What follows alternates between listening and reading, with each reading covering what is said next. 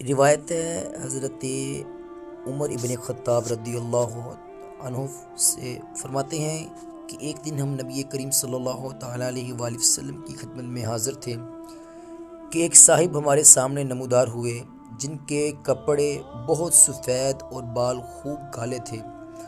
ان پر آثار سفر ظاہر نہ تھے اور ہم سے کوئی انہیں پہچانتا بھی نہ تھا، یہاں تک کہ حضور صلی اللہ علیہ وآلہ وسلم کے پاس بیٹھے اور اپنے گھٹنے حضور صلی اللہ علیہ وآلہ وسلم کے گھٹنوں شریف سے مس کر دیے اور اپنے ہاتھ اپنے زانوں پر رکھے اور عرض کیا، اے محمد صلی اللہ علیہ وآلہ وسلم، مجھے اسلام کے متعلق بتائیے۔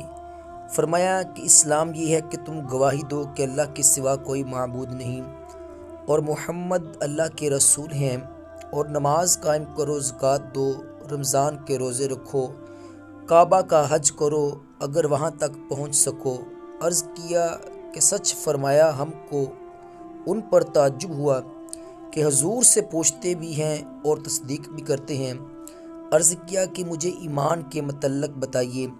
فرمایا کہ اللہ اور اس کے فرشتوں، کتابوں اور اس کے رسولوں اور آخری دن کو مانو اور اچھی بری تقدیر کو مانو۔ عرض کیا آپ سچی ہیں۔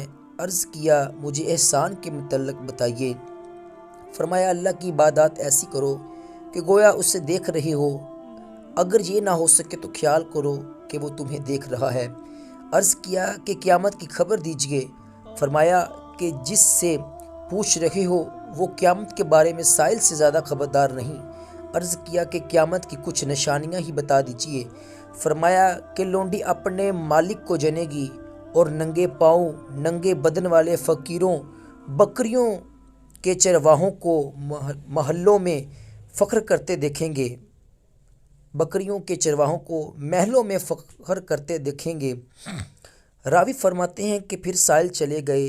کچھ دیر ٹھہرا، حضور صلی اللہ علیہ وآلہ وسلم نے مجھے فرمایا، اے عمر، جانتے ہو یہ سائل کون ہے؟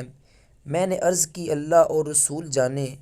فرمایا یہ حضرت جبرائیل تمہیں تمہارا دین سکھانے آئے تھے۔